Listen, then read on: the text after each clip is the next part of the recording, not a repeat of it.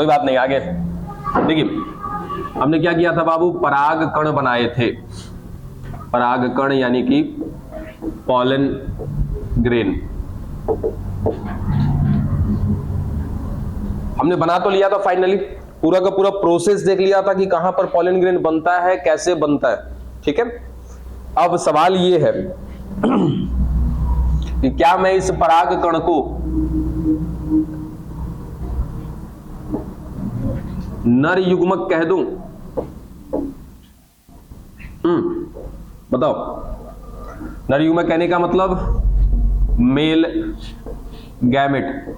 पता है जनन पढ़ने का, रिप्रोडक्शन पढ़ने का एक ही मंत्र है, 3 स्थिति याद है सभी को, 3 स्थिति, निषेचन पूर्व घटना, निषेचन और निषेचन पश्च घटना, यानी कि एक तरफ हो जाएगा निषेचन, ठीक है।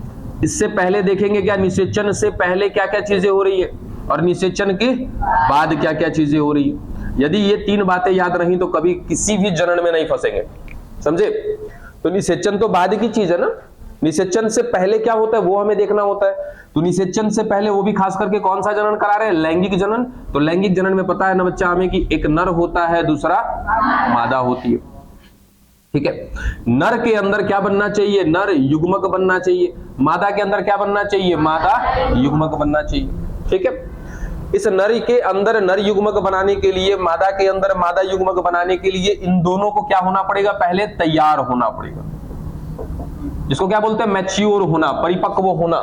जब तक से कोई भी जीव परिपक्व नहीं होगा तब तक उसके अंदर ना तो नर होगा तो नर युग्मक बनेगा, और ना ही मादा होगी तो मादा युग्मक। एज इट इज अगर अपने आप पर एग्जांपल ले लो, हम लोग, अगर मैं अपनी बात करूं तो मैं एक नर, ठीक है। अब मेरे अंदर क्या है नर युग्मक के रूप में, शुक्राणु है ना, स्पर्म। क्या वो स्पर्म जन्म लेते ही बन गया होगा क्या मेरे अंदर? नहीं ना, मुझे कुछ मैच्योरिटी गेन करनी पड़ती है पहले, यानी कि मेरा शरीर पहले परिपक्व होता है, तैयार होता है, तब जाकर के मेरे अंदर क्या बनता है, युग्मक बनता है। ठीक उसी प्रकार एक मादा के अंदर भी क्या होगा, पहले वो मादा का शरीर तैयार होगा, उसके जनन अंग परिपक्व होंगे, तैयार होंगे, तब जाके क्या बनेगा, मादा युग्मक। ऐसे ही अगर हम किसका देख रहे हैं अभी फिलहाल, पुष्पीय पादपों में लैंगिक जनन, यानी कि फ्लावर में देख रहे, पुष्प में देख रहे, तो पहले पुष्प को क्या होना पड़ेगा, तैयार होना पड़ेगा। पुष्प की कहानी हमने पढ़ ली है कि कैसे कैसे पुष्प बनता है, फिर जाके धीरे धीरे धीरे धीरे कुछ समय बीतेगा तो वो पुष्प क्या होगा, तैयार हो जाएगा। और जब तैयार हो जाएगा तो पुष्प का क्या पढ़ रहे थे हम लोग, नर जनन अंग पढ़ रहे थे। नर जनन अंग कौन था इसका, पुंकेसर, ठीक है। फिर इस पुंकेसर के अंदर की कुछ कहानी आपको याद है कि पुंकेसर जो होता है 2 चीज से मिलकर के बना होता है, परागकोश और तंतु। जिसमें तंतु क्या करता है कि उस परागकोश को ऊपर रखने का कार्य करता है। खत्म हो गया तंतु का कार्य, बचा कौन, परागकोश। अभी ये परागकोश को जब देखते हो तो पता चलता है कि ये परागकोश बाहर से कैसा दिख रहा है, द्विपालित, यानी कि एक नहीं कितनी पालियां हैं, 2 पालियां। यहीं पे एक स्टेटमेंट मिल जाता है कि परागकोश कैसा होता है, द्विपालित होता है। जब हमने इसको काटा था कुछ ऐसे,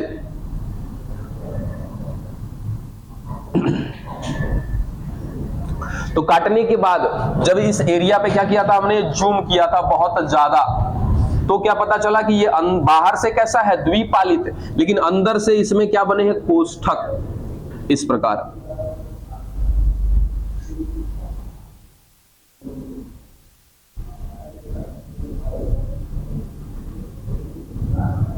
देखो है तो अभी भी ये 2 पाली में ही है, लेकिन एक ही पाली में कितने कोष्ठक दिख रहे हैं, 1, और ये रहा 1, 2।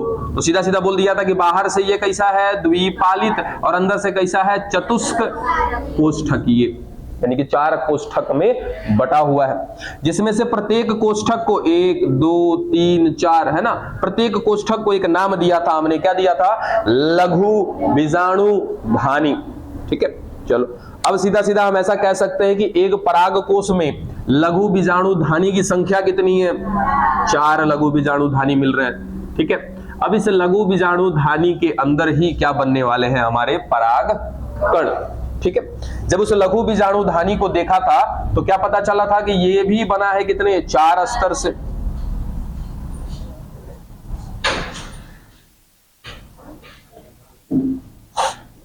एक, 2, 3, 4।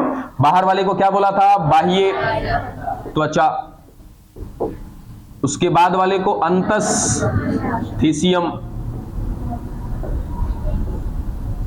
इसके अंदर वाले को क्या बोला? मध्य अस्तर। और इसके अंदर वाले को क्या बोला? टैपिटम। आज विलंब कैसे हैं सभी लोग? ठीक है, देखो, बाह्य त्वचा, अंतस्थिशियम, मध्य अस्तर, टैपिटम। बाह्य त्वचा होता है केवल एक स्तर का, अंतस्थिशियम भी एक स्तर का, मध्य अस्तर एक भी हो सकता है, दो भी हो सकता है, तीन भी। तो सीधा सीधा क्या लिखते हैं? एक से लेकर के 3 स्तर तक का हो सकता है आपका मध्य अस्तर। और टैपिटम कितने स्तर का होता है? एक स्तर का। हो गया ये मेरा। ऐसे ही कितने होंगे? इधर भी ऐसे एक और होगा, इधर भी एक और बीजाणुधानी, और इधर भी एक और बीजाणुधानी हो जाएगा। हालांकि बीजाणुधानी नहीं कहते, क्या कहते? लघु बीजाणुधानी। और चारों के चारों में क्या मिलेगा? ऐसे ही 4-4 परतें मिलेंगी। ठीक है, अब इसका भी काम हमने देख लिया। उसके बाद इस टैपिटम के अंदर जो ये लघु बीजाणुधानी है ना, इसके अंदर मिल रहा था क्या बच्चा? कोशिका का समूह, यानी कि मिल रहा था एक ऊतक। और उस ऊतक का नाम क्या था? बीजाणुजन ऊतक। याद है? चलो, ऊतक का मतलब क्या होता है? कोशिका का समूह है। यानी कि यहां पर क्या मिल रही है? बहुत सारी कोशिकाएं मिल रही हैं, जिसमें से याद है किसी एक कोशिका को हमने नाम दिया था। इसमें से जो एक एक कोशिका होगा, यानी कि जो मैं अगर कहूं कि प्रत्येक कोशिका का नाम, जैसे यहां पर सभी लोग बैठे हैं तो एक साथ में कह सकता हूं कि सारे के सारे क्या स्टूडेंट हैं, एक ग्रुप का नाम दे दिया। लेकिन एक एक का कहा जाए तो एक एक का अलग अलग नाम होगा ना। उसी तरीके से इसमें मिलने वाली प्रत्येक कोशिका का क्या होता है? एक ही नाम होता है, और उसका नाम क्या था? लघु बीजाणु मातृ कोशिका, या तो एक और नाम था इसका पराग मातृ कोशिका। क्लियर यहां तक? ठीक है।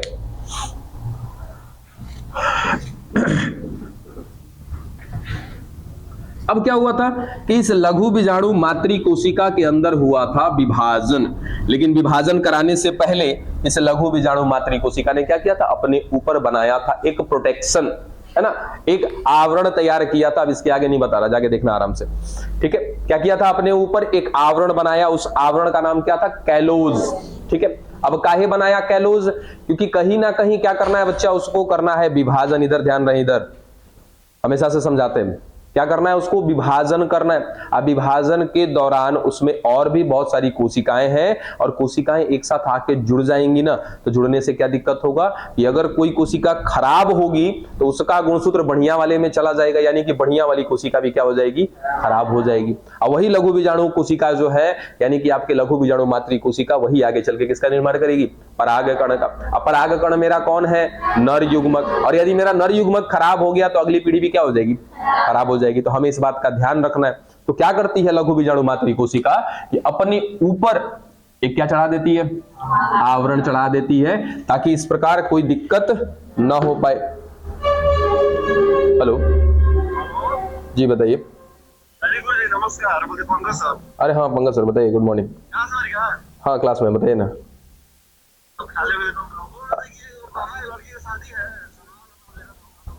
अच्छा ठीक है, हम क्लास में है, निकल के बात करते हैं। निकल के बात करते हैं, क्लास में है अभी। ठीक है, ओके सर। हाँ जी, ये कौन हो गया बच्चा? हमारी मातृ कोशिका। कौन सी मातृ कोशिका? लघु बीजाणु मातृ कोशिका। इसने अपने बाहर बना दिया एक आवरण। अब क्यों बनाया? क्योंकि इसको करना है विभाजन। अब विभाजन के दौरान गलती से भी दो कोशिका आपस में ऐसे सटनी नहीं चाहिए, क्योंकि सटी मतलब घटना हो जाएगा। सट गया मतलब कि आपस में क्या हो जाएगा? जुड़ जाएगा। जिस संरचना से जुड़ेगा, इस संरचना का नाम कल ही बताया था ना, जीव द्रव्य तंतु। इंग्लिश में क्या बोलते हो? प्लाज्मोडेस्मेटा। अगर प्लाज्मोडेस्मेटा बन गया बाबू, तब तो गड़बड़। मान लिया जाए कि ये वाली कौन सी खराब कोशिका, ये वाली एक कोशिका क्या बढ़िया है। अब क्या होगा कि इसके अंदर भी क्या है? गुणसूत्र है। इसके अंदर भी क्या है? गुणसूत्र है। अब खराब और बढ़िया सब मिक्स हो जाएगा, मतलब कि बढ़िया वाला भी क्या हो जाएगा? खराब हो जाएगा। यही आगे चल के बनाने वाला है परागकण। तो परागकण भी हमारा क्या हो जाएगा? खराब हो जाएगा। तो गलती से भी इसके बीच में क्या नहीं बनने देना है? प्लाज्मोडेस्मेटा नहीं बनने देना। इस बात का ध्यान रखता है कौन? पराग मातृ कोशिका। और अपने बाहर एक आवरण बनाती है जिसका नाम है क्या? कैलोज। बन गया आवरण, कोई दिक्कत नहीं होगा। अब क्या करेगी वो? अर्धसूत्री विभाजन करेगी। कौन? पराग मातृ कोशिका या लघु बीजाणु मातृ कोशिका। और अर्धसूत्री विभाजन का हमें सिस्टम पता है कि जब एक द्विगुणित कोशिका क्या करती है, अर्धसूत्री विभाजन करती है, तो 4 अगुणित कोशिका का निर्माण होता है। अब इसी आवरण के अंदर, इसी कैलोज के आवरण के अंदर क्या हो रहा है, तो 4 अगुणित कोशिका का निर्माण हो गया। और ये 4 अगुणित कोशिका का निर्माण किसने किया, लघु बीजाणु मातृ कोशिका ने। इस पूरी संरचना को जिसके अंदर क्या मिल रहे हैं, 4 लघु बीजाणु मिल रहे हैं, इनको क्या नाम देते हैं, लघु बीजाणु। ये बने किससे हैं, लघु बीजाणु मातृ कोशिका से विभाजन करके। कौन सा विभाजन, अर्धसूत्री। अब एक ऐसा संरचना जो है किसका, कैलोज का आवरण, और इसके अंदर क्या मिल रहे हैं, 4 अगुणित कोशिकाएं जिनका नाम है क्या, लघु बीजाणु। ऐसी संरचना को नाम दिया था लघु बीजाणु चतुष्क, या फिर क्या नाम दिया था, पराग चतुष्क। और इसमें से एक एक का नाम है क्या, लघु बीजाणु। फिर ये अभी कहानी कहां पर थी बच्चा, तो इसी लघु बीजाणु धानी के अंदर, और जिसमें क्या मिल रही थी, 4 स्तरें मिल रही थी। सबसे अंतिम वाला कौन था आपका, टैपिटम। और इस टैपिटम के अंदर अब क्या मिल रहा है, ऐसे ऐसे चतुष्क मिल रहे होंगे, जिसके अंदर क्या मिल रहा होगा, 4 कोशिका मिल रहा होगा, इस तरीके से। जबकि शुरुआत कहां से हुई थी, लघु बीजाणु मातृ कोशिका से हुई थी। अब कहानी यहां तक पहुंच चुकी है कि इस लघु बीजाणु धानी में क्या बन चुके हैं, तो पराग चतुष्क बन चुके। इस टैपिटम का यानी कि इस अंतिम वाले परत का हमने काम देखा था। सबसे पहला काम क्या था, इसका पोषण देना, कि इसके अंदर इतना सब कुछ काम चल रहा है, विभाजन चल रहा है, ये आवरण बनाना है, सब कुछ करना है, इसके लिए क्या चाहिए, पोषण। तो इस सबसे अंतिम परत ने, जिसका नाम है क्या, टैपिटम, इस टैपिटम का सबसे पहला काम क्या था, पोषण देना। किसको पोषण देना, अपने अंदर मिलने वाली कोशिका। कौन सी कोशिका, लघु बीजाणु मातृ कोशिका। इनको ये पोषण दिए जा रहा है, दिए जा रहा है, आगे ये कहानी चलती जा रही, ठीक है। इसका दूसरा काम हमने देखा था क्या, एक एंजाइम बनाना है ना, और उस एंजाइम का नाम है क्या बच्चा, कैलेज। जैसे ही कैलेज बनेगा, ये कैलेज इसके अंदर भर जाएगा। और कैलेज क्या है, तो एक ऐसा एंजाइम है जो कैलोज का पाचन करेगा। तो जैसे ही कैलेज बनेगा और इस लघु बीजाणु धानी के अंदर फैल जाएगा कैलेज, जिसकी वजह से ये कैलोज का आवरण क्या हो जाएगा, हट जाएगा। यानी कि सारे के सारे ये कैलोज के आवरण हट गए। अब हट गए तो अंदर कौन दिखेगा, केवल आपको लघु बीजाणु दिखाई देंगे। यानी कि अब इस लघु बीजाणु धानी के अंदर कौन मिल रहे हैं हमको, लघु बीजाणु। और सारे के सारे लघु बीजाणु कैसे हैं, अगुणित है। फिर क्या कहा कि अब यहां तक की कहानी हो गई खत्म। अब ये लघु बीजाणु क्या करने वाले हैं, अपना परिवर्धन करने वाले हैं, डेवलपमेंट करने वाले हैं। और डेवलपमेंट करने के बाद क्या बनाएंगे, पराग कण बनाएंगे।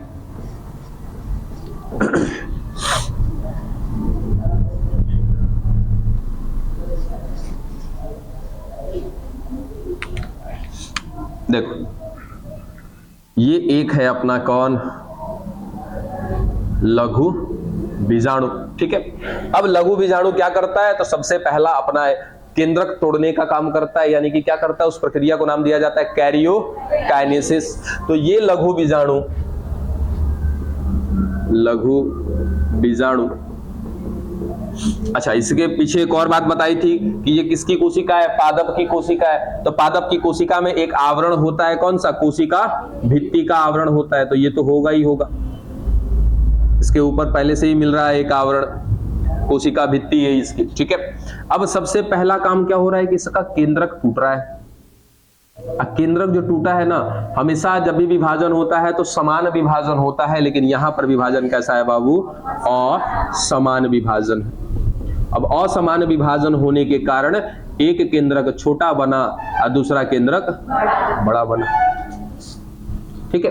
तो छोटे वाले केंद्रक को नाम दे दिया हमने क्या, जनन केंद्रक। अब बड़े वाले को नाम दे दिया क्या, कायिक केंद्रक। और इस प्रक्रिया को क्या नाम देंगे, केंद्रक विभाजन, केंद्रक विभाजन। और इंग्लिश में कहते हैं क्या इसको, कैरियोकाइनेसिस। अब इसके अंदर क्या मिल रहा होगा, कोशिका द्रव्य। इसके अंदर भी मिल रहा होगा क्या, कोशिका द्रव्य। अब कोशिका द्रव्य को भी क्या किया जाएगा, बांटा जाएगा। और जब कोशिका द्रव्य को बांटा गया ना, तो दूसरी बार भी क्या हुआ है, फिर से असमान विभाजन हुआ है। इसके बाहर अपना कोशिका भित्ति, यानी कि केंद्रक विभाजन भी असमान हुआ है। और अगला जो विभाजन हुआ है, कौन सा विभाजन हुआ है अगला? कोशिका द्रव्य का विभाजन हुआ है। कोशिका द्रव्य विभाजन हुआ है। ये कोशिका द्रव्य विभाजन भी कैसा हुआ है? असमान हुआ है। अब असमान होने के कारण ज्यादा से ज्यादा कोशिका द्रव्य किसमें आ गया है? कायिक केंद्रक वाले में, और कम से कम वाला किसमें चला गया है? जनन केंद्रक में। अब यहीं से नाम बदल देते, कितनी कोशिका हो गई? एक, और एक कोशिका दो। देखो क्या होता है, बताया कल भी कि जंतु की कोशिकाएं विभाजन करने के बाद अलग हो जाती है। ठीक है, अब कैसे अलग हो जाती है? क्योंकि वहां पर एक विधि लगती है, कोशिका खांच विधि, जिससे दोनों कोशिकाएं सेपरेट हो जाती है। जबकि पादप की कोशिकाएं सेपरेट नहीं हो पाती है। रीजन है कि इनके बाहर क्या मिलता है? कोशिका भित्ति मिलता है, और यहाँ पे कोशिका प्लेट विधि के द्वारा काम होता है। तो यहाँ पर ऐसे प्लेट बनता जाता है, दोनों कोशिका को क्या कर देता है? ये अलग कर देता है। तो हो गई दोनों की दोनों अलग अलग कोशिका, एक छोटी बनी, दूसरी बड़ी बनी। तो छोटी वाली कोशिका का नाम है जनन कोशिका, जनन कोशिका। और इस जनन कोशिका के अंदर कौन सा केंद्रक मिल रहा है? जनन केंद्रक। बड़ी वाली केंद्रक का नाम क्या है? कायिक केंद्रक। और इस बड़ी वाली कोशिका का नाम है कायिक कोशिका। याद करना बहुत आसान है कि कायिक कोशिका बड़ी है, जनन कोशिका छोटी है। कायिक कोशिका के अंदर कौन मिल रहा है? कायिक केंद्रक। जनन कोशिका के अंदर कौन मिल रहा है? जनन केंद्रक। चलो यहां तक की कहानी होगी। ठीक है, अब अभी ये सब कुछ कहां पे चल रहा है? तो अभी भी कहां पर बच्चा कहानी है? हमारे लघु बीजाणुधानी के अंदर है। इसी के अंदर अभी भी ऐसा कुछ बना हुआ है। ये देखो,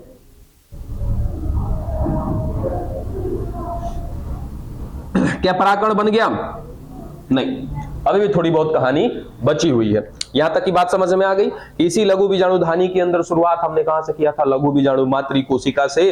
फाइनली कहां पर पहुंचे थे? लघु बीजाणु पर। उसके बाद लघु बीजाणु क्या कर रहे हैं? अपना परिवर्धन कर रहे हैं, डेवलपमेंट कर रहे हैं, विकास कर रहे हैं, जिस दौरान अभी यहां तक हम लोग पहुंच चुके हैं। ठीक है, अब इसकी सबसे अंतिम परत याद है ना आपको? सबसे अंतिम परत कौन थी बच्चा? टैपिटम थी। ठीक है, टैपिटम के कितने कार्य देख चुके हैं? 2। टैपिटम का एक तीसरा कार्य भी। ठीक है, अब टैपिटम क्या करती है? यहां से तीसरा कार्य कुछ स्रावित करती है, कुछ स्राव करना है इसको। ठीक है, और जो स्राव करती है जिस रसायन का, उस रसायन का नाम है क्या? प्रोबिस।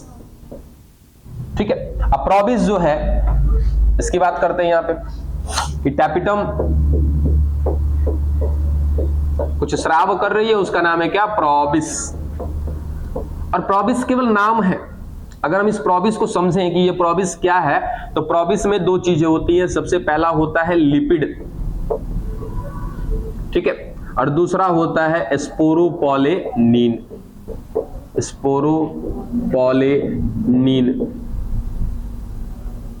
ये लिपिड को नाम दिया जाता है क्या? यूबिस कण, यूबिस कण। ठीक है, और ये रहा स्पोरोपोलेनिन। स्पोरोपोलेनिन के बारे में कल बताया था आपको कि पूरे पादप जगत का कठोर पदार्थ है। अब देखो, आज क्लियर करते हैं ना कि ये कठोर पदार्थ मतलब क्या पूरा हार्ड होगा क्या? नहीं, हार्ड इस मामले में नहीं है कि वो बहुत ज्यादा ऐसा कठोर है, नहीं, वैसा नहीं। ये हार्ड इस मामले में है कि इस पर तापमान का, अम्ल का, क्षार का, लवण का कुछ असर नहीं करेगा। इस मामले में ये क्या है? कठोर है।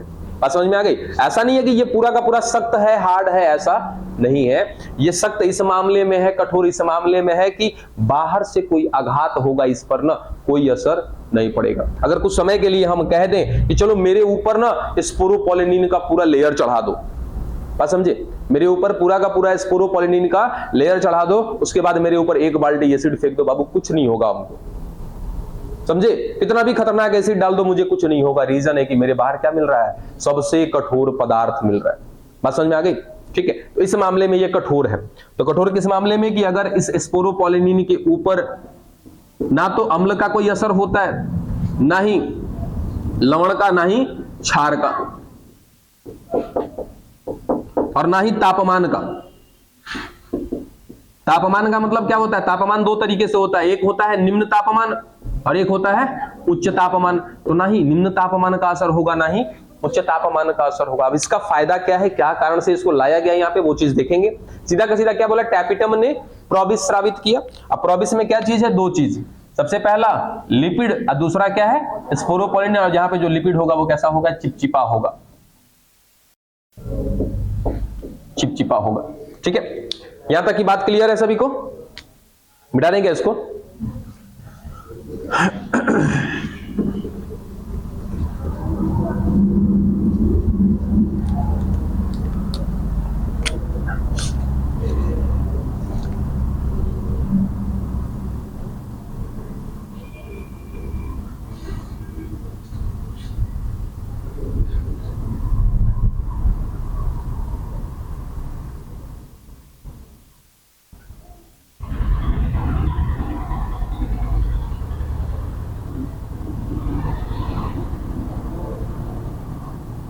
चल, ये हमको पता है कौन है जनन कोशिका, ये कौन है कायिक कोशिका, जनन केंद्रक, कायिक केंद्रक, और ये बाहर से कौन है इसकी कोशिका भित्ति।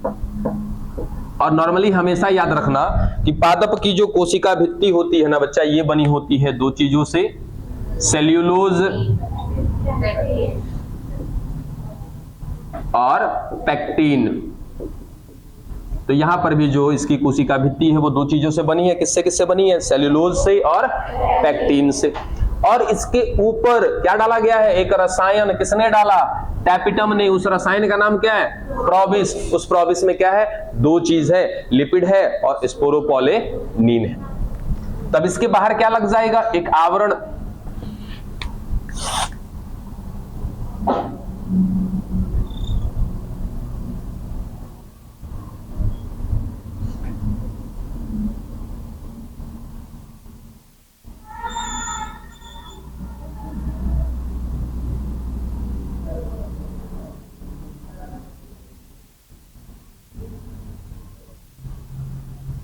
ये आवरण को मैं क्या कह सकता हूं कि ये प्रोबिस का आवरण है, आसानी से कहा जा सकता है। इस प्रोबिस के आवरण को बनाया किसने है? टैपिटम ने बनाया है। इस प्रोबिस में क्या क्या चीजें मिल रही है? तो लिपिड मिल रहा है और स्पोरोपोलिन मिल रहा है। अब अगर मैंने इस पराग, अब इसको कह सकते हो बच्चा क्या? पराग कण। ठीक है, अब इस पराग कण को यदि देखा जाए तो पराग कण में कितनी अस्तर मिल रही है? जरा देखो तो, दो अस्तर मिल रही है।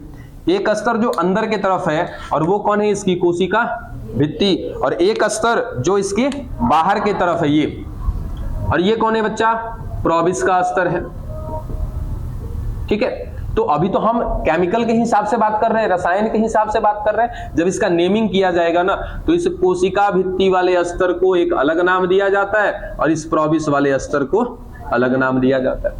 जो कोशिका भित्ति क्या कर रही है? एक अस्तर बना रही है ना, वो अस्तर बाहर की तरफ है कि अंदर की तरफ है? अंदर की तरफ है। इसीलिए उस कोशिका भित्ति वाले अस्तर को जो अंदर की तरफ है नाम दिया जाता है अंतःचोल। इंग्लिश में कहते हैं इसको इंटाइन।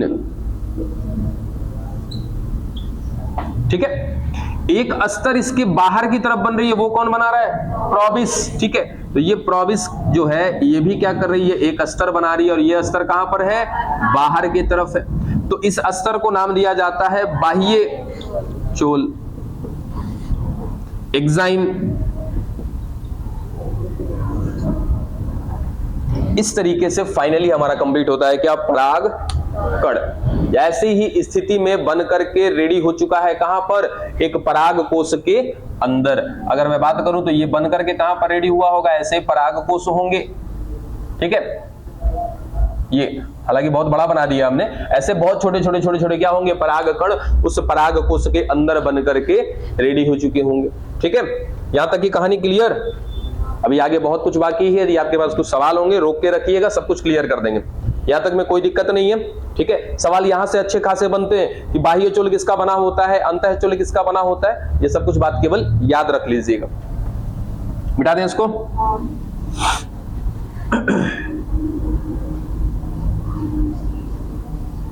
अब हमारे पास तीन अवस्था, निषेचन, उससे पहले क्या होगा? निषेचन पूर्व, उसके बाद निषेचन, फिर निषेचन पश्च घटना। अभी निषेचन तो हुआ नहीं है। ठीक है, तो निषेचन पूर्व घटना की बात करेंगे। निषेचन पूर्व घटना का मतलब क्या होता है? युग्मक का निर्माण कर लेना। क्या युग्मक का निर्माण कर लिया हमने? ठीक है, अब एक बात आते आते ही मैंने पूछा है, क्या मैं इस पराग कण को नर युग्मक कह लूं? नहीं कह सकते। हाँ, मादा युग्मक भी है इसमें। मादा युग्मक भी है इसमें, परागकण में दोनों ना होगा। इसलिए तो कहा था तनिक पढ़ के आओ, पता चले कि पुष्प में। सोचो, अब मैं अगर अपने ऊपर एग्जांपल ले लूं तो मेरा मजाक ही बन जाएगा, अपने ऊपर ना लो, ठीक है। मान लो कोई एक व्यक्ति है, अगर उसके अंदर शुक्राणु है तो शुक्राणु में दोनों चीजें होंगी क्या? नहीं ना। तब एक शब्द इस्तेमाल करते हैं बच्चा हम लोग, सेक्सुअली डायमॉर्फिज्म, याद है? लैंगिक द्विरूपता। इसका मतलब क्या था कि कोई भी जीव है अगर वो लैंगिक जनन कर रहा है ना, तो लैंगिक जनन करने के लिए एक ही जाति में दो प्रकार के शरीर होंगे, एक शरीर मादा का होगा, दूसरा शरीर नर का होगा। इसी बात को कहते हैं कि हम लोग लैंगिक द्विरूपता। अभी आते आते भी बोला है कि नर के शरीर में केवल नर युग्मक बनेगा, मादा के शरीर में केवल मादा युग्मक बनेगा। अब फ्लावर यानी कि पुष्प ऐसा भाग होता है जिसमें नर अंग भी होता है और मादा अंग भी होता है। तो नर अंग में नर युग्मक बनेगा, मादा अंग में मादा युग्मक बनेगा। एक पुष्प का नर अंग कौन होता है? पुंकेसर। और उसका स्त्री अंग कौन सा होता है? स्त्री केसर। तब तो ये तो हम परागकोश की बात कर रहे हैं, पुंकेसर में है, तो यहाँ पर केवल क्या बना है? परागकण बना है। तो ये है कौन? नर युग्मक। 9-10 तक तो यही पढ़ा है बाबू की परागकण कौन होता है? नर युग्मक होता है। बाद में आगे पता चलता है कि ये नर युग्मक नहीं, नर युग्मकोद भिद्ध होता है। अब ये कौन सा लफड़ा है? देखो, हमने क्या बोला कि ये परागकण ना, नर युग्मक नहीं है। क्या है ये? नर युग्मकोद भिद्ध है ये। बोले तो मेल गैमेटोफाइट। अब ये गैमेटोफाइट का मतलब क्या होता है, या युग्मकोद भिद्ध का मतलब क्या? नर और मेल से कोई मतलब नहीं है अभी फिलहाल। तो याद रखिएगा बाबू, इस युग्मकोद भिद्ध का मतलब क्या होता है? एक ऐसी संरचना जिसके अंदर या तो युग्मक है, पहला कंडीशन, या तो युग्मक बन रहा है, तो उसी संरचना को नाम दिया जाता है क्या? युग्मकोद भिद्ध। ठीक है, अभी अभी हमारे पास ये संरचना पड़ी है ना, ठीक है। इसमें पता है नर युग्मक कौन है? ये जो जनन केंद्रक है ना, ये है नर युग्मक। तो सोचो, ये बड़ी सी संरचना क्या कर रही है? अपने अंदर इस नर युग्मक को रखी है कि नहीं रखी है ना? तो हमेशा याद रखना कि यदि नर युग्मक किसी संरचना में बंद है, किसी स्ट्रक्चर में बंद है, तो वो स्ट्रक्चर, वो संरचना कभी भी नर युग्मक नहीं होता है। क्या होता है? नर युग्मकोद भिद्ध होता है। ऐसे ही आएगा बात मादा में कि चलो ये हो गया एक संरचना, इसके अंदर कौन है? यहाँ पे मादा युग्मक। ठीक है, इसको तो कह देंगे कि ये मादा युग्मक है, लेकिन इस संरचना को क्या बोलेंगे? मादा युग्मकोद भिद्ध बोलेंगे। बात समझ में आई? तो युग्मकोद भिद्ध का मतलब क्या होता है? एक ऐसी संरचना जिसके अंदर या तो युग्मक है या तो युग्मक उसी में बन रहा है, तो उस संरचना को नाम देंगे क्या? युग्मकोद भिद्ध। अब डिपेंड करता है कि कौन है उसमें, नर होगा तो नर युग्मकोद भिद्ध, मादा होगा तो मादा युग्मकोद भिद्ध। अब बताओ कि परागकण कौन होगा? नर युग्मकोद भिद्ध, मेल गैमेटोफाइट। याद रहेगा? चलो मिटाएं इसको।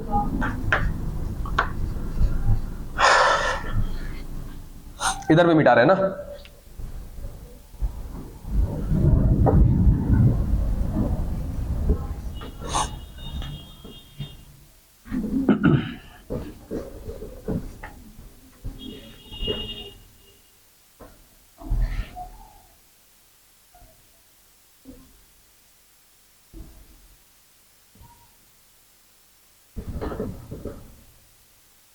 अब देखिएगा बाबू, कुछ इस तरीके की परिस्थिति हो गई है। ठीक है, अच्छा एक ना देखो, एक चीज छूटा हुआ है यहाँ पे कि जो ये हमारे परागकोश थे ना, ठीक है, ये परागकोश बाहर से कैसे थे? द्विपालित थे, यानी कि दोनों पालियां आपस में ऐसे जुड़ी हुई है ना, इनको जोड़ने के लिए बीच में ना एक उत्तक आता है जिसका नाम होता है संयोजी, या फिर इसको संयोजी याद रखना। संयोजी एक संरचना है जिससे ये क्या होते हैं? आपस में जुड़े होते हैं, इसका नाम होता है क्या? संयोजी। बस ये छूटा हुआ सा लग रहा था इसलिए बताया। आगे देखो, अब अंदर क्या बन चुका है बच्चा? परागकण इसके अंदर पूरा बन चुका है क्या? ठीक है, भर गया है इसमें परागकण। अब भरने की वजह से क्या इस परागकोश पे दबाव आ रहा होगा क्या? अगर अंदर कुछ ही संरचना में कोई चीज भरने लगे, अब ये है, अगर ये अंदर भरता जा रहा है, तो इसके बाहर के भित्तियों पर दबाव बनेगा क्या? बनेगा। दूसरा, हमें पता है ना कि इस परागकोश को फोड़ना पड़ता है। क्योंकि जब ये फूटेगा तभी इसमें से परागकण बाहर निकलेंगे। बाहर निकलेंगे क्या करेंगे पता नहीं अभी, लेकिन इनको क्या करना है, यहां से बाहर निकालना है। निकालने के लिए क्या करना पड़ेगा, इस परागकोश को तोड़ना पड़ेगा।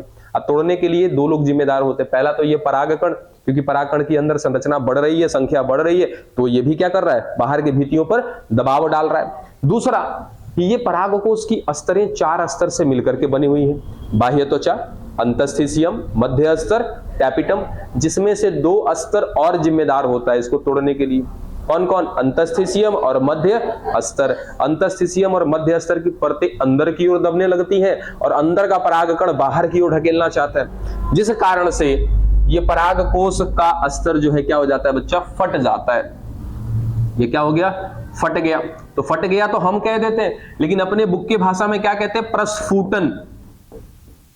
प्रस्फुटन, ब्रस्टिंग बोलते हैं इसको, ठीक है, या फिर ब्रस्ट होना बोलते हैं। ये पॉलन सैक जो है, परागकोश जो है, ये क्या हो गया, ब्रस्ट हो गया, फूट गया, ठीक है, ब्रस्टिंग, प्रस्फुटन हो गया। अब फोड़ने के लिए जिम्मेदार याद रखिएगा कौन होता है, 2 अस्तर। और वो 2 अस्तर किसका होता है, इसी पराग कोश का दोनों अस्तर होता है। सबसे पहला कौन, अंतस्थिसियम। क्या हुआ, ग्रुप में क्या, कोई बात नहीं है, हमने जो लिखा उसको ध्यान रखिए। मध्य अस्तर, क्या लिखा है, सफुटन, कोई बात नहीं है, सफुटन भी याद रख लो, प्रस्फुटन भी याद रख लो, जो याद रहे याद रख लेना। बस मतलब किससे है कि ये क्या हो रहा है, फूट रहा है, ये टूट रहा है, ठीक है। अब देखो, जो तोड़ने के लिए जिम्मेदार कौन, अंतस्थिसियम और मध्य अस्तर। ये दबाव बनाते हैं अंदर की ओर, परागकण बाहर की ओर, जिससे इसकी अस्तर क्या हो जाती है, टूट जाती है। टूट गए तो क्या हो गया, ये परागकण इधर बिखर जाएंगे। या हम ऐसा कह सकते हैं कि परागकण क्या हो गए, परागकण मुक्त हो गए, ऐसा कह सकते हैं क्या, ठीक है। अब परागकण मुक्त हुए हैं, उनकी परिस्थिति को समझिएगा, उन्हीं की परिस्थिति को समझना थोड़ा सा कठिन होता है, और वही चीज आप लेकर के आए थे बुक में, ठीक है। देखिए अब इसके आगे क्या होता है, इधर मिटा लें।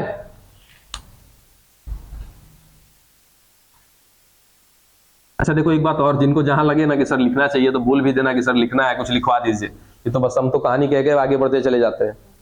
कोई दिक्कत हो तो बताइएगा ना कि सर ये बात जो आपने समझाई है नहीं लिख पा रहे हैं। आप लोग जाके घर पे लिखते हो, ठीक है।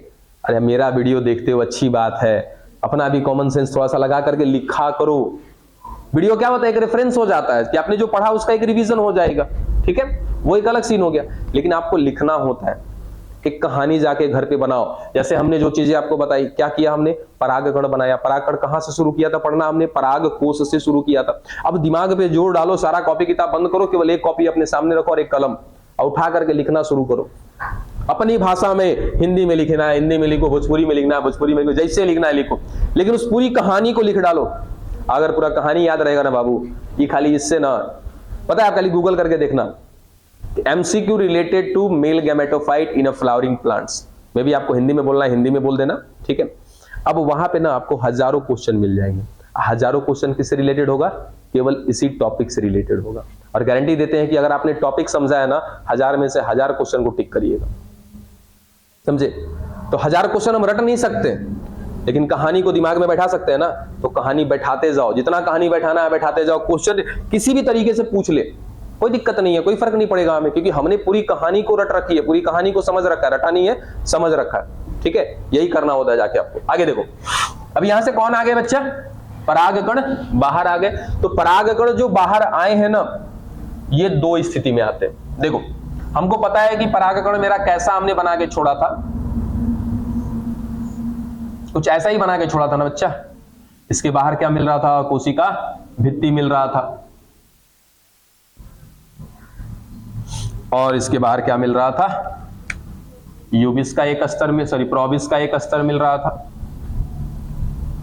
यानी कि सीधा सीधा कह ले, अंतःचोल मिल रहा था, और कौन मिल रहा था, बाह्य चोल। और हमने देखो बाह्य चोल को एक जगह पे लाके जोड़ा नहीं है ना। जहां पे जोड़ा नहीं है, इस खाली वाले जगह को क्या कहते हैं हम लोग, जनन छिद्र कहते हैं, याद रखना। इस जगह को नाम दिया जाता है जनन छिद्र, जेनाइटल पोर बोलते हैं, ठीक है। अभी ये परागकण कितनी कोशिकीय अवस्था में, जरा बताओ, एक कोशिकीय अवस्था में है कि दो कोशिकीय अवस्था में? कितनी अवस्था में? दो कोशिकीय अवस्था में। ठीक है, यानी कि हम ऐसा कह सकते हैं कि पराग कण जो मुक्त हुए हैं वो कैसी अवस्था में मुक्त हुए हैं? दो कोशिकीय अवस्था में मुक्त हुए हैं। ये पहली स्थिति है। एक दूसरा स्थिति देखो,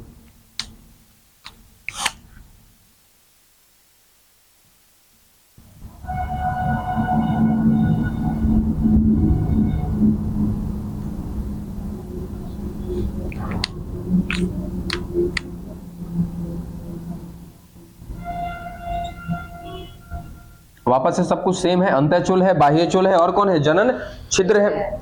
और इसके अंदर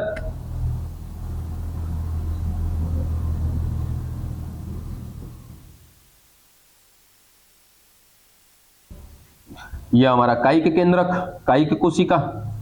ये कौन है यहाँ पे? जनन केंद्रक, जनन कोशिका। ना देखो गड़बड़ हो गया यहाँ पे। अब बताओ कि यहाँ पे जनन केंद्रक कौगो है?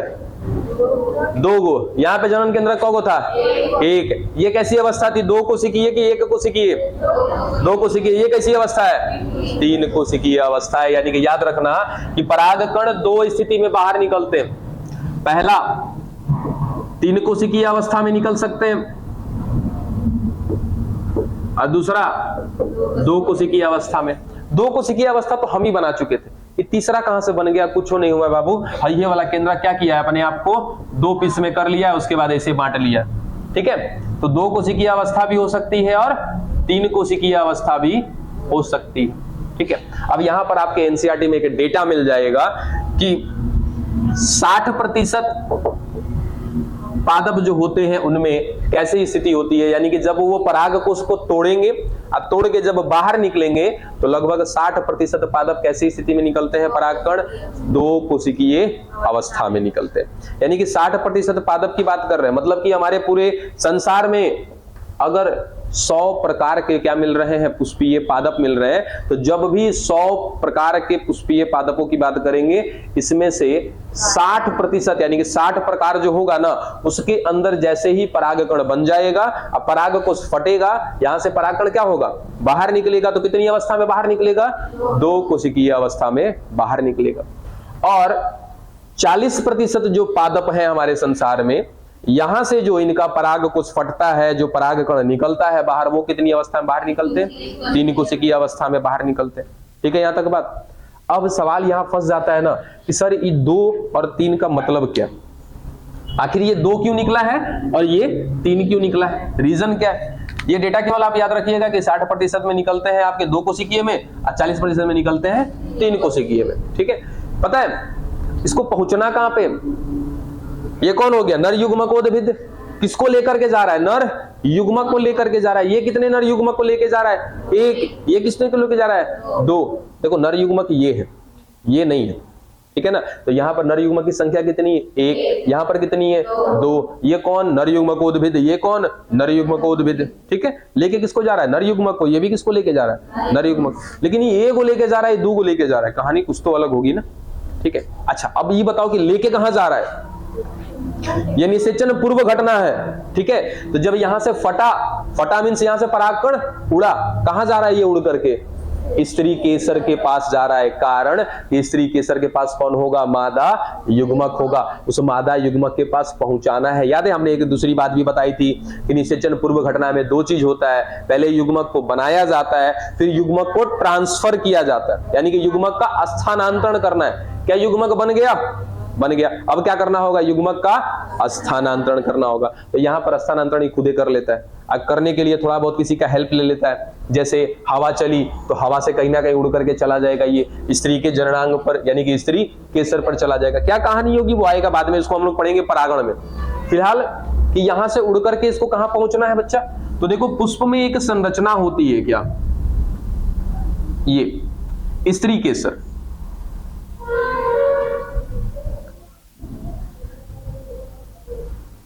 ठीक है, इसी स्त्री केसर के ऊपर आके इसको क्या करना है? बैठना है। ठीक है, अब पहले हम लेके चलते हैं इसको 2 कोशिकीय वाले को। देखो आया और आकर के इस पर बैठ गया, और कैसी स्थिति में आया था बच्चा? 2 कोशिकीय वाले स्थिति में आया था। ठीक है। जैसे ही यहां पर पहुंचेगा तो सोचो कि क्या कभी कुत्ता एक बिल्ली के साथ प्रजनन कर सकता है क्या? नहीं कर सकता। हर जाति की अपनी क्या होती है, स्पेसिफिक लक्षण होते हैं। वैसे ही मान लिया जाए कि ये स्त्री केसर अगर गुलाब का है तो इस पर गेंदे का परागकण आकर के कभी भी निषेचन नहीं करा सकता है। तो सबसे पहला ये स्त्री केसर इस परागकण की जांच करेगा कि ये मेरे जाति का है कि नहीं है। और जैसे ही जांच कर लेगा, क्लियर हो जाएगा कि ये मेरे ही जाति का है, इसको नीचे से थोड़ा बहुत क्या भेजा जाएगा, पोषण। और जैसे ही इसको मिलेगा क्या, पोषण, तुरंत इसका जनन केंद्रक एगो से कितना में बढ़ जाएगा, फिर से वापस किसके जैसा हो गया, 3 कोशिकीय वाले के जैसा हो गया।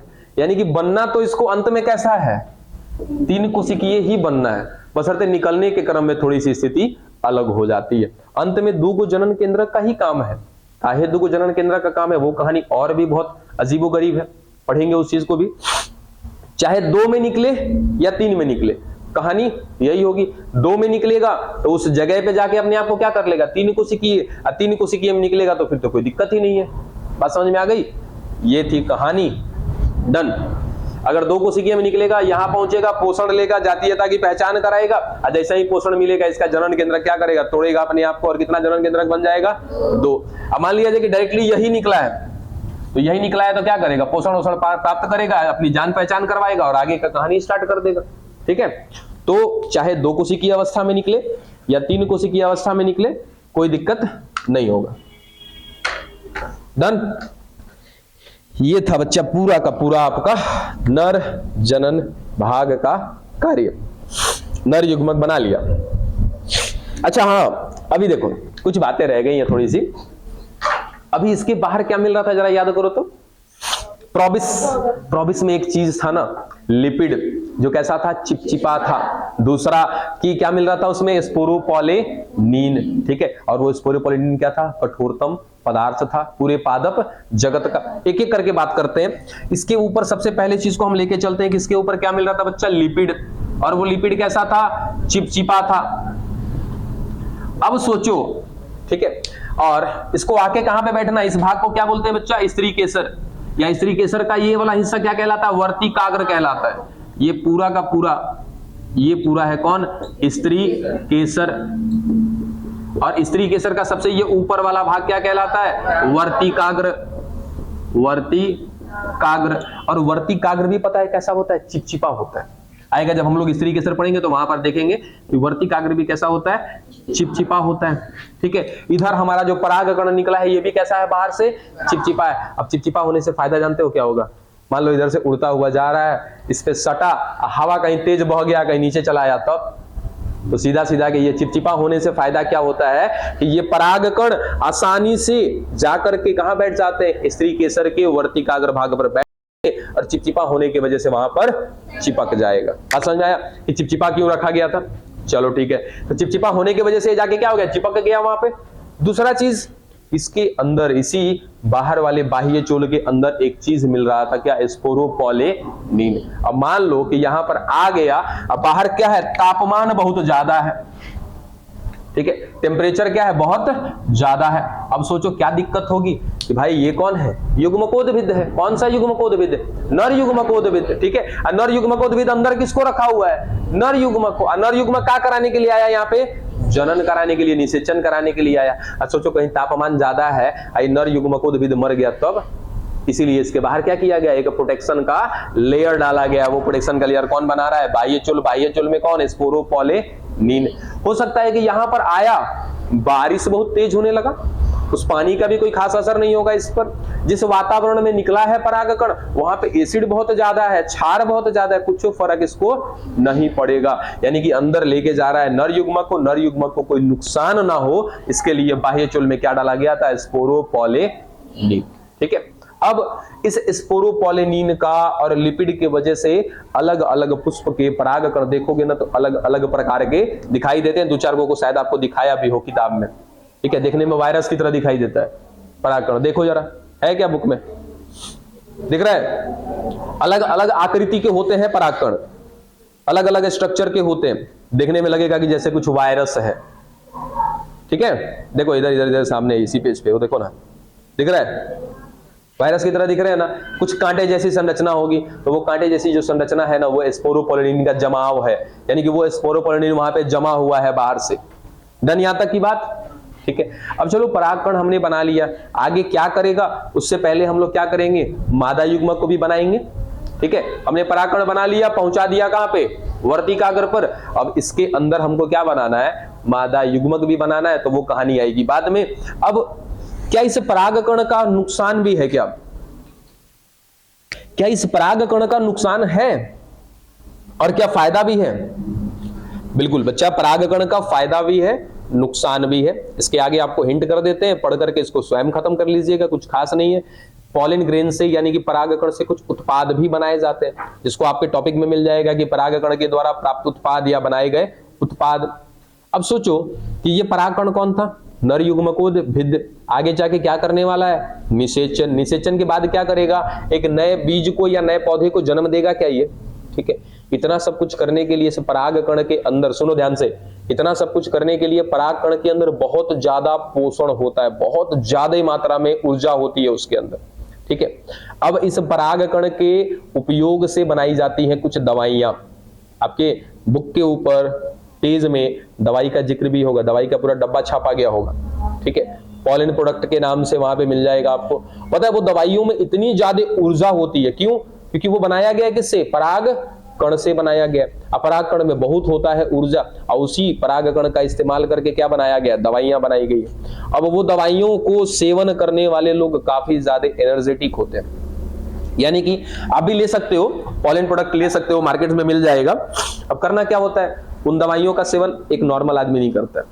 पता है किसको दिया जाता है, जो एथलीट्स होते हैं ना, जो धावक होते हैं, जो रनर्स होते हैं, उनको दिया जाता है। जैसे जो ओलंपिक में खेलने वाले हैं, ठीक है, ओलंपिक समझते हो, अपने इंडिया का गेम या फिर वर्ल्ड लेवल पे जो गेम होता है ओलंपिक, या फिर जो क्रिकेटर्स हैं, या फिर जो मतलब बहुत जितने भी आपके खेल खिलाड़ी जितने भी हैं आपके, उनको क्या चाहिए, ज्यादा से ज्यादा एनर्जी चाहिए, ज्यादा से ज्यादा।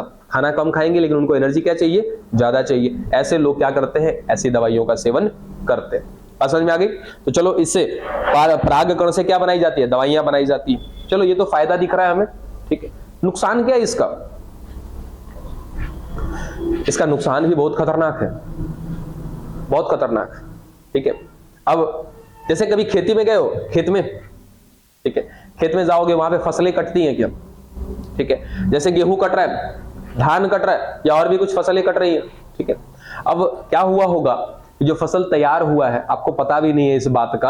आपने गेहूं देखा है, ठीक है। गेहूं का जो दाना तैयार होता है, कैसे तैयार होता है, वो गेहूं क्या है, एक बीज है। उस बीज से क्या मैं खेत में लगा करके एक नया पौधा ले लूंगा क्या, ठीक है। पता है वो बीज कैसे बना होगा, पहले उस गेहूं के अंदर क्या हुआ होगा, पुष्प खिले होंगे। आप कहोगे कि सर पुष्प कहां खिलता है, गेहूं में खिलता है, देखा है कि नहीं देखा है?